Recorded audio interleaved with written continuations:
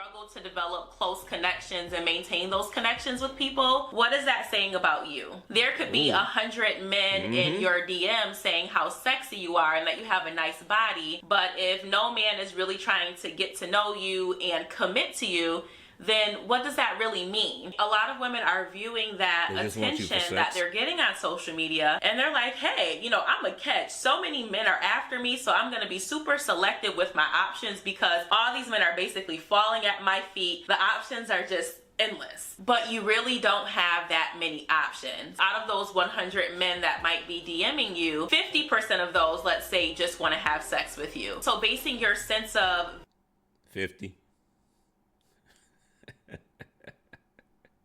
50? Nah, it's a lot more than that.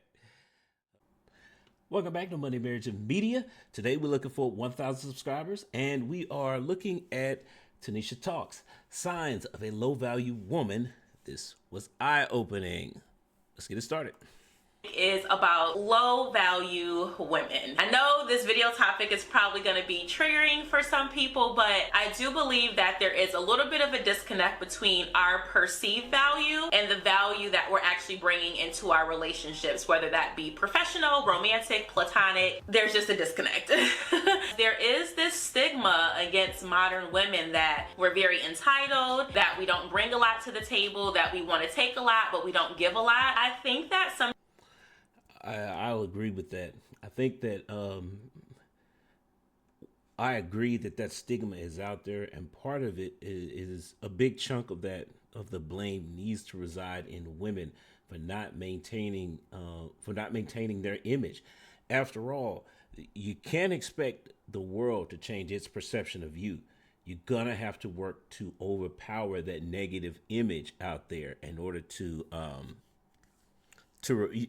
move forward. You got to replace that image. There's just no way other about it, because people aren't going to change their opinion of you unless it benefits them. And that's why I said, you know, if you can go back, you guys are going to have to work on changing your image by benefiting, having it the changed image benefit other people.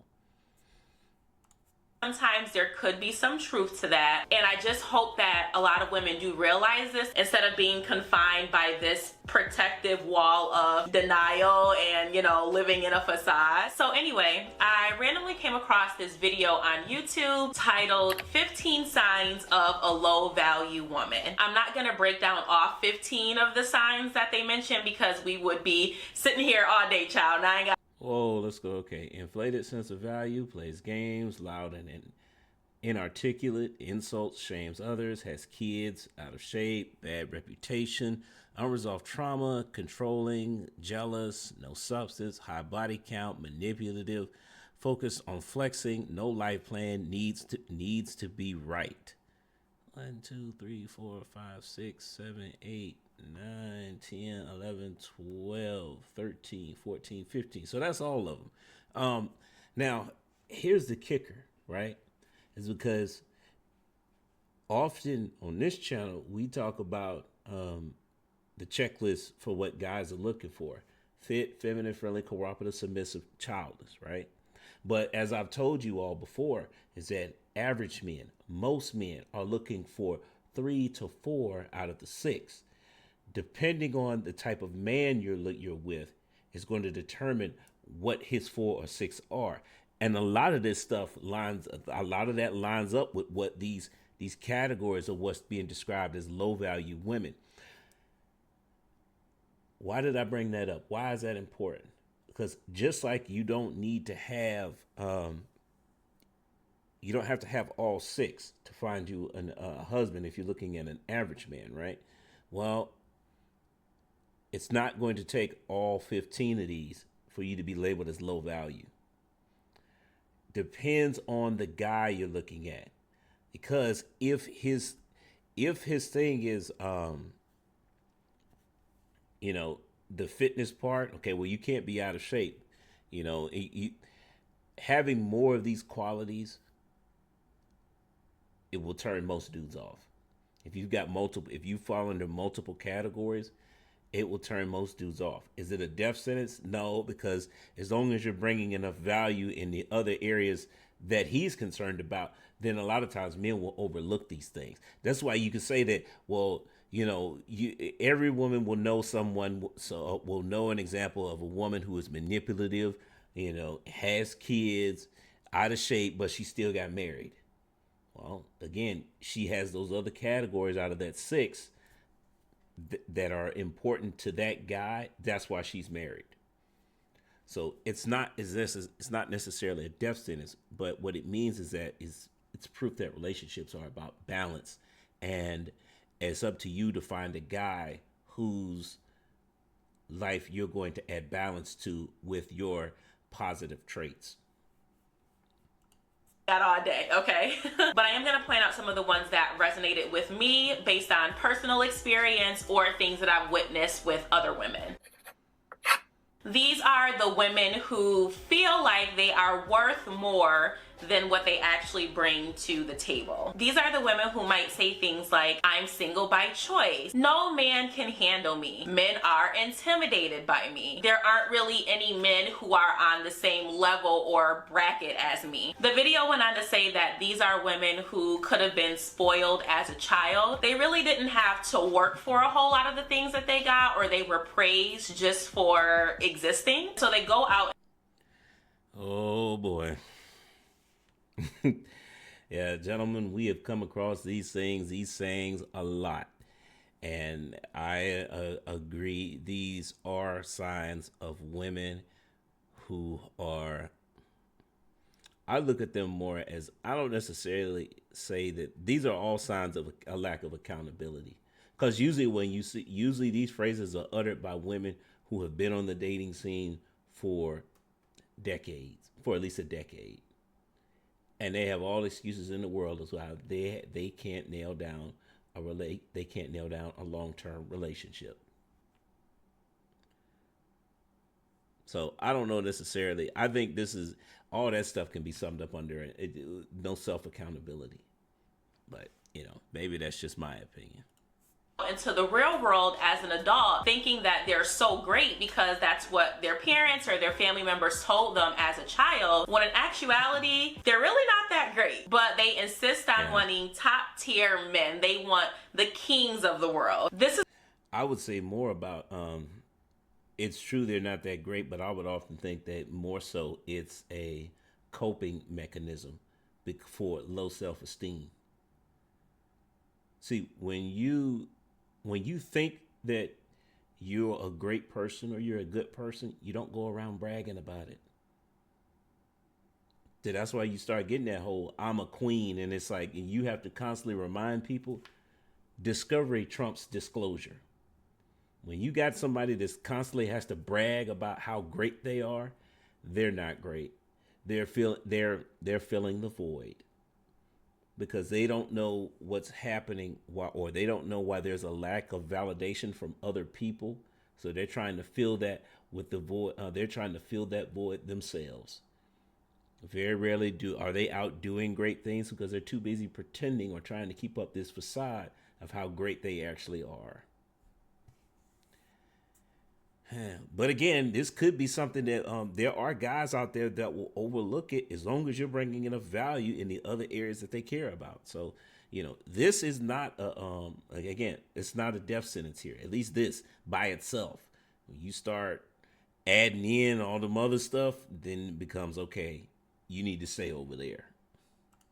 This is the one that kind of hit me like a ton of bricks, because I can definitely see how this might have played a role in some of my earlier relationships. I would also add that social media definitely has caused an inflated sense of value in a lot of women. You can have 50,000 followers, but in real life, if you don't have any friends, you're always falling off with people, you struggle to develop close connections and maintain those connections with people. What is that saying about you? There could be 100 men in your DM saying how sexy you are and that you have a nice body, but if no man is really trying to get to know you and commit to you, then what does that really mean? A lot of women are viewing that attention that they're getting on social media, and they're like, hey, I'm a catch. So many men are after me, so I'm going to be super selective with my options, because all these men are basically falling at my feet. The options are just endless, but you really don't have that many options. Out of those 100 men that might be DMing you, 50% of those, let's say, just want to have sex with you. So basing your sense of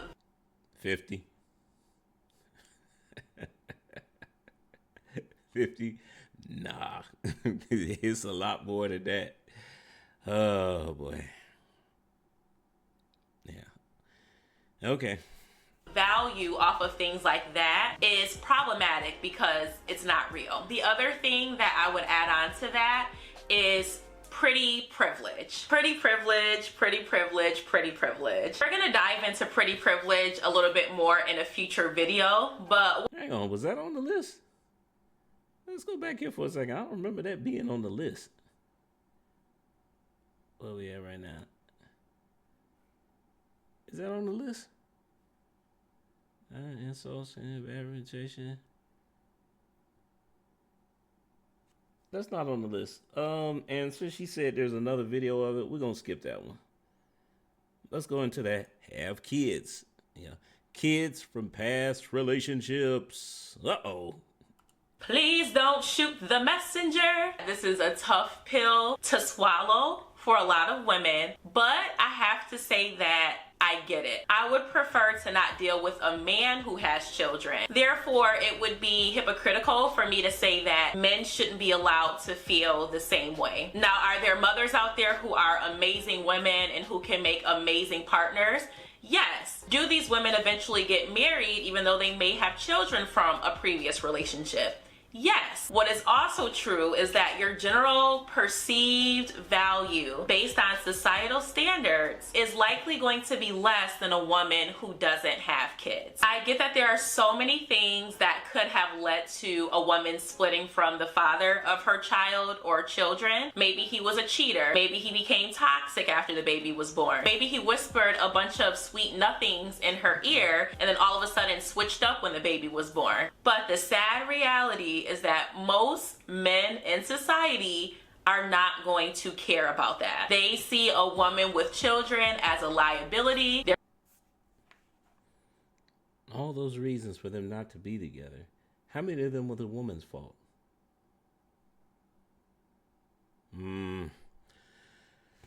Uh-oh. Let's keep going. They're kids that they have to feed. If you guys have children together, the money that goes toward their biological children is kind of pulled away because they have to take care of your children too. This sounds so bad, and I know that it does, but this is just really what it is. Now, men, please correct me if I'm wrong in this statement. For a lot of men, that's seen as a woman who makes bad decisions, has poor discernment, and to them that can be a red flag when it comes to committing to you. That's really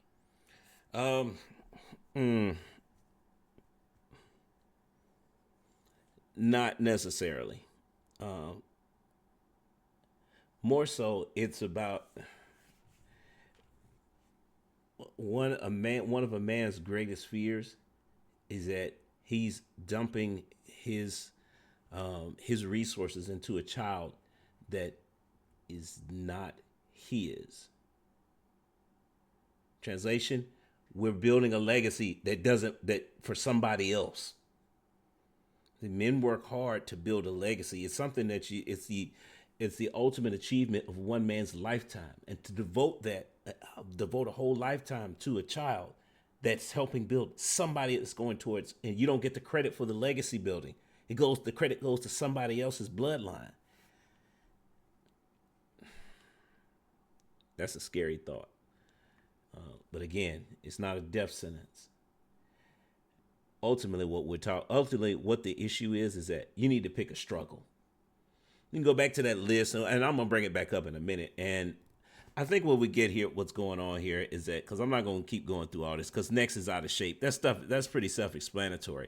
Unhealed trauma. Nobody wants to deal with your problems, right?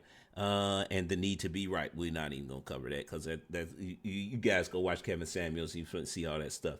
The point here is that, ladies, you need to pick a struggle, right? Whatever it is, that's your struggle. Okay, then excel in the other areas. And it's really not even that. You can really pick more than one struggle, because, like I said, you got 6 categories. average man will take 3 to 4 out of the 6. So that gives you some margin of error. I think what would happen today is that it's particularly in our community, at least on the women's side, because that's what we're talking about here. A lot of women don't want to accept. They don't want to pick a struggle. They don't. A lot of times, women won't even acknowledge the struggle. This goes back to what I said a few minutes ago about the low self-esteem, and you get those answers about, I am the table, or I'm single by choice. He couldn't handle me. All of these are they're just poor excuses for not looking at oneself and doing an evaluation to say, okay, these are my struggles. This is I'm gonna do my best to recognize these, but work more so on my strengths. And it should be noted, the strengths should be the things that men are interested in. Now, am I telling you to go self-improve just for a man?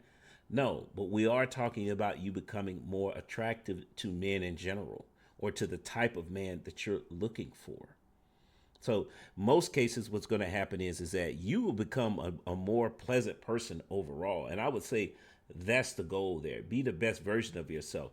The caveat is, or the bonus of that is that the type of guy you're looking for, he's going to be more prone to seeing you. And this will also get rid of the low value guys that you keep attracting. Because I guarantee you, when you got this, when you're displaying these negative traits, let's say you're displaying 3 of them, if you're wearing them on your sleeve, you're going to attract low value guys. You're going to attract the kind of guys that you don't want, the ones that most women are complaining about. And that's why I said it's not really for the benefit. The sole purpose is not just, I'm going to change my life just so I can get a man. No, I'm going to change my life so I can start disappearing from the vision of these low value guys who I don't want to attract anyway. Because again, this is how you end up with, well, you know what? We're going to end this conference. Oh, I did want to cover one more thing before I do get out of here. Why am I looking at this from, why are we listening to a woman talk about these things? Because women do a better job of holding other women accountable than men could ever do. That's why I like watching Tanisha Talks, because she addresses things from a female perspective. But a lot of times I get the impression that her audience is mostly women. So I think it's refreshing to hear the perspective about women, or that comes about with women holding women accountable.